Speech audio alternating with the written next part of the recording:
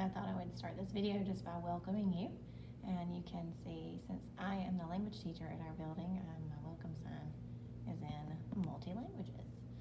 So I'm going to walk you into my temporary classroom setup. And the reason I call it temporary is because normally I have a classroom all to myself. And I pull language students and they work in my classroom during the year.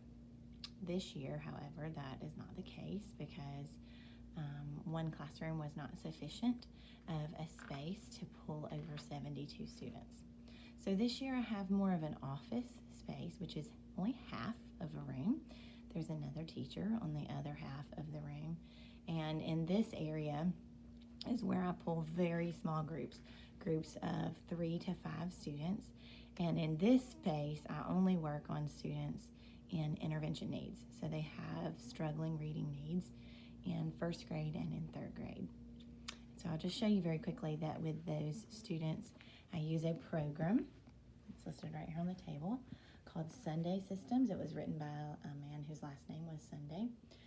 This program is a multisensory program that addresses the needs of learners who struggle in the areas similar to dyslexia and things like that. So I just wanted to quickly get that out of the way and then spend the rest of my time talking about some protocols in my room with my students, and then what I do with our language students and why this space is important for me while working with our language students. So one other thing I want to show you is our school has adopted a policy of the 5 B's: to be respectful, be responsible, be ready, be safe, and to be nice. And anytime a behavior concern arises, you can always connect it back to one of these 5 B's. And so, for example, if a student comes to class and they don't have their own pencil, because we can't pass out pencils this year due to COVID restrictions. So if they come and they're not prepared, then I would say to them, remember how to be ready when you come to class. So you see how you can connect any behavior back to one of these 5 pieces. And a school-wide behavior protocol that we use is anytime you catch a student using one of these in the correct way, then you can give them what we call a golden ticket. And I would just write the child's name and I would check off which box that they were showing as a positive example. And then they get to take it up to our front office where we have a rolling bin that they can put their name in, and once a week a name is drawn out and they earn a prize from our administration. So the students really enjoy that, but they have also shown great gains in their behavior. And so this just comes from a program that our school wrote a grant for a few years ago called Foundations. Okay, now I want to spend the rest of my time just kind of explaining my classroom setup in this office space to help me in my job description of language students. Okay, so if I'm going to come around here and start with this. Okay, this is just a cart, and this is my rolling classroom this year. So I actually teach my language students in 2 separate classrooms this year. And they are classrooms of teachers who are virtual teachers this year, so therefore there's no students that meet in their classroom. But since I have to work with 72 students, it was not feasible to have 72 students rotating in and out of one classroom all year long. So I pull in a kindergarten virtual classroom, a group of kindergartners, and then a group of 4th graders, and then a group of 3rd graders. Then I have a separate room where I pull my 2nd graders and 1st graders too.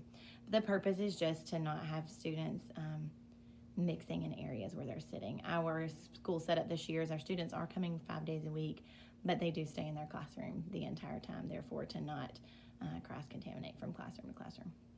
Okay, so on this rolling cart, the first thing I have here is this poster that I refer to all the time with my language students, and it just says, what is language proficiency?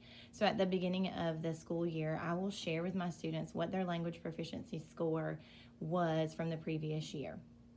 And their language proficiency score can range anywhere from a 1.0 to a 6.0. And so we will look at their scores, and their scores are represented in the 4 different areas. So of course we have listening, speaking, writing, and reading. So they get a score in all 4 areas, and then of course they get a cumulative score. And so we begin the year excuse me, just by talking about language proficiency is the ability to be able to use their English language to communicate, meaning spoken or written, within the context of a classroom. So it's different than social language, which is just being able to talk and confer with friends. This is using their academic language pieces. And so I keep this poster on my chart so that way it goes with me to any classroom that I'm working with a student, and I can refer back to it at any point. Okay, so I'll pull this cart out a little bit and show you some other things that I have on this chart, just my own self. I have stickers up here because the students, every day that they work diligent and sufficient and don't, they follow the 5 B's basically, they receive a sticker on their sticker chart. And it's just a blank 100s chart, and so anytime they get complete a row, which is 10, then they can go to my treasure box, which is down here at the bottom of my cart. While I'm down at the bottom of my cart, I'll show you that this is just a way that I kind of organize the materials that I'm taking with me on my cart for the different grade levels that I'm working with. Something else on my cart that you'll see here is I have an old school CD player, and this is because one of our domains that we work on a lot is listening, and so I will play a track that goes along with my curriculum for the students to listen to. So that's the purpose of having that traveling on my cart with me.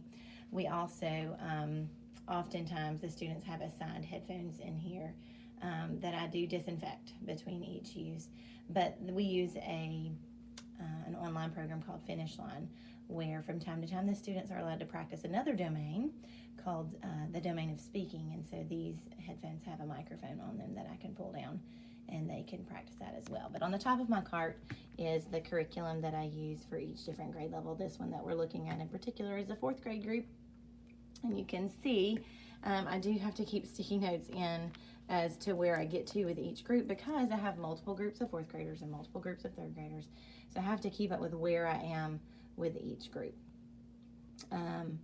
I do have just a traveling remote control that I take with me because each classroom that I go into has an overhead projector that is universal in each room, so that way I can present a Google slideshow or a video, or I can pull up any of our curriculums on the screen so that we can look at them together.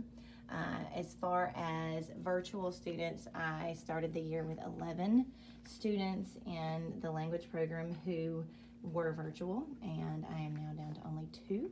So I only meet with them 2 days a week, and we meet individually. So it does not take place during the regular school setting. All right, now this is something very important that I wanted to show you. So this is my data wall.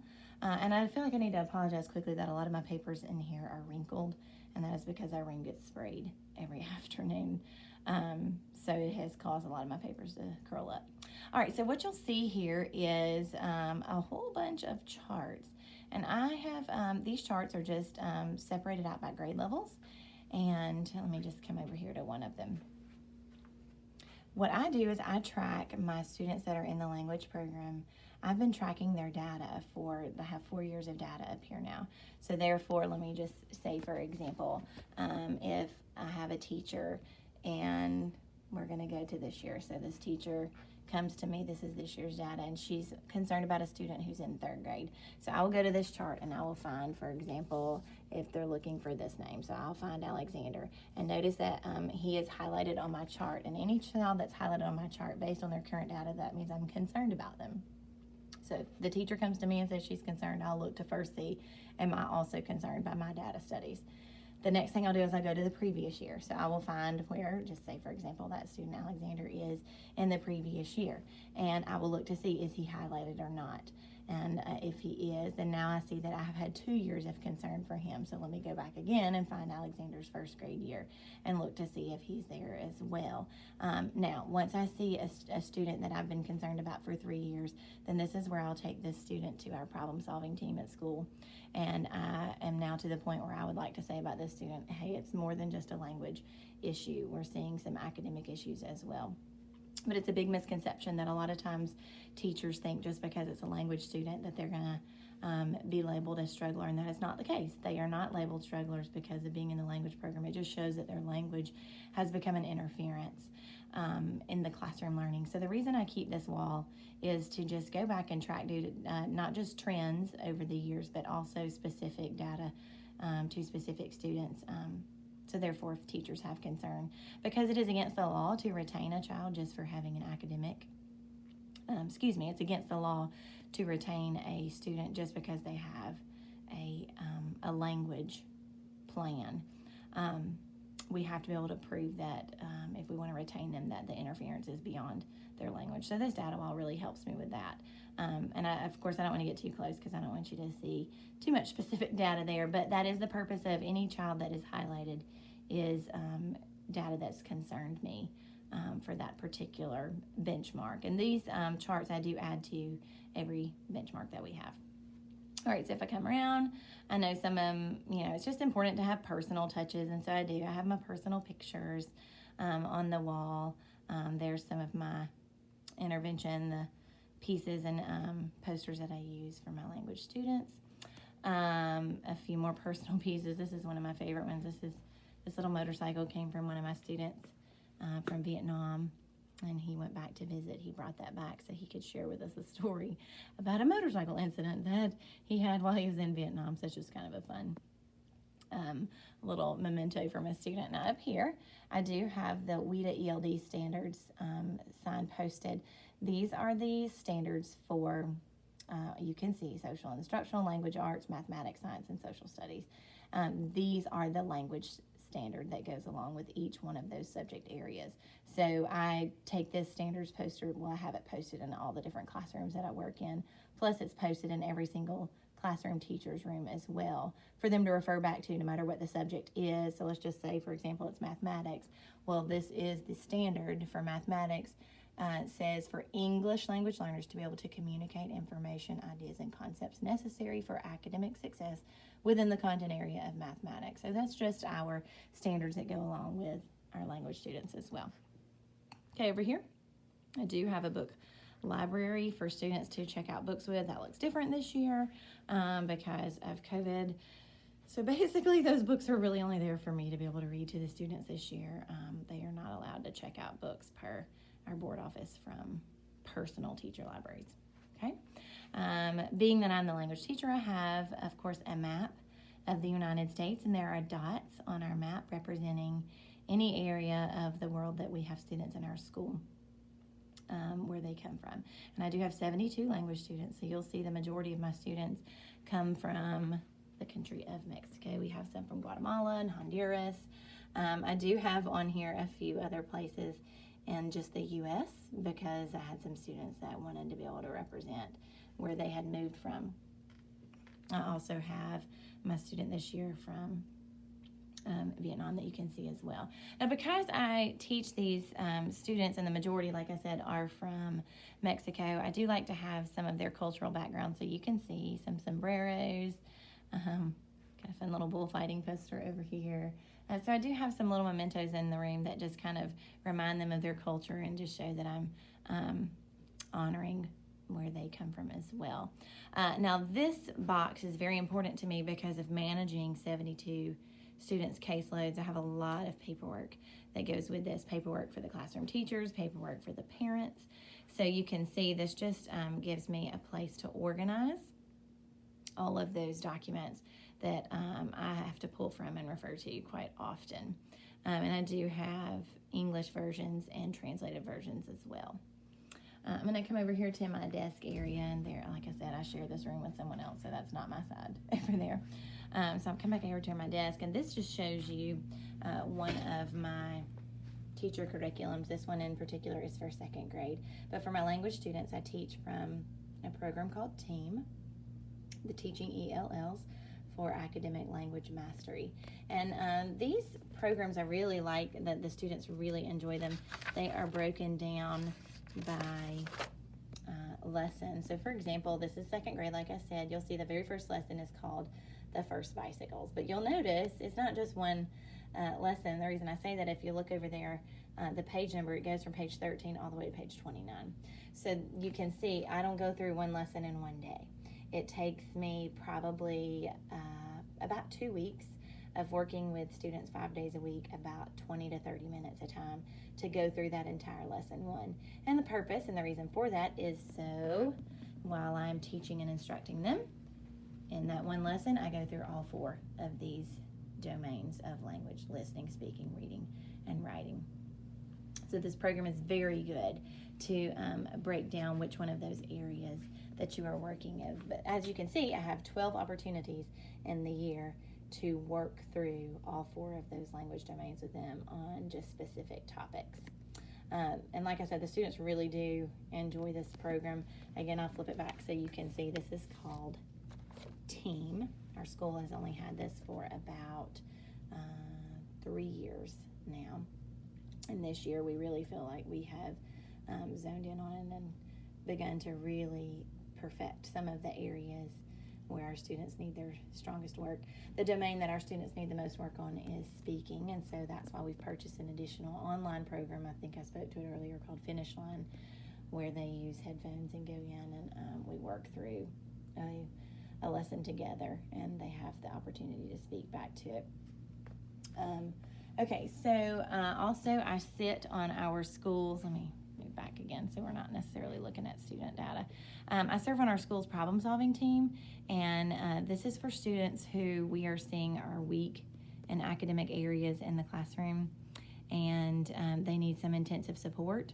So I sit in on the problem-solving team, and therefore if any student who is a language student is presented at the problem-solving team, then I get to place my input, refer back to my information off of my data wall to see if the team agrees with myself that the child needs to go into the problem-solving team. And if the child does go into the problem-solving team, then I receive their folder and I will write their plans as far as just giving them additional support.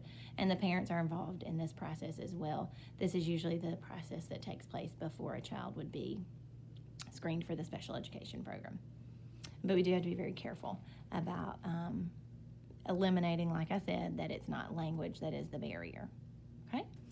And as far as anything else in my classroom that would be very important for you to see, obviously this filing cabinet, this is where, and it has to be a locked filing cabinet, but it is full of my IELP plans that I have within the school system. And like I said, I have 72 of those students, so you have to have a good place to keep organized all of that information. Okay, so I'm going to just pan back around one more time, and again, like I said, this is a temporary setup this year. So normally my classroom would look a lot more exciting, and it would have a lot more things on the wall and a lot more cultural items that you would see. But there again, I'm only having half of a room, and this is really basically just an office because I teach out of those virtual teachers' classrooms. All right.